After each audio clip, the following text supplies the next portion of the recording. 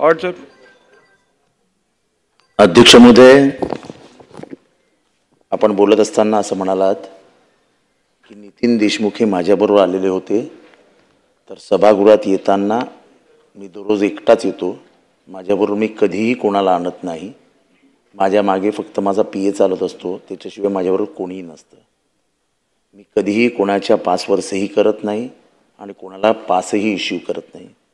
त्याच्यामुळे रेकॉर्डवर चुकीचं येऊ नये की नितीन देशमुख यांना मी घेऊन आलो होतो, आपल्या ताब्यात आहेत ते, त्यांना आपण विचारा ते कसे आले होते. त्यामुळे मी हे कृत्य करण्यास भाग पाडलं असं कुठेही महाराष्ट्रात समज होऊ नये म्हणून मी हे स्पष्टीकरण देतो आहे, चुकीचं रेकॉर्डवर येऊ नये. काल जेव्हा ही घटना घडली तेव्हा मी सभागृहातच नव्हतो, मी परिसरात पण नव्हतो. मी जेव्हा ही घटना घडली तेव्हा मरीन लाईन्समध्ये होतो. त्याच्यामुळे ह्या घटनेशी डायरेक्ट किंवा इनडायरेक्ट असा माझा कुठलाही संबंध नाही.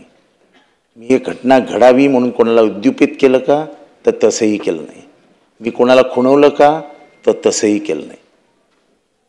राहिली गोष्ट ह्या लोकशाहीच्या मंदिराची, ही मंदिरात घडलेली घटना कोणीही घडवली असेल, कशीही घडली असेल, तर या मंदिराच्या ह्या इमारतीच्या प्रत्येक दगडामध्ये लोकशाही जिवंत आहे.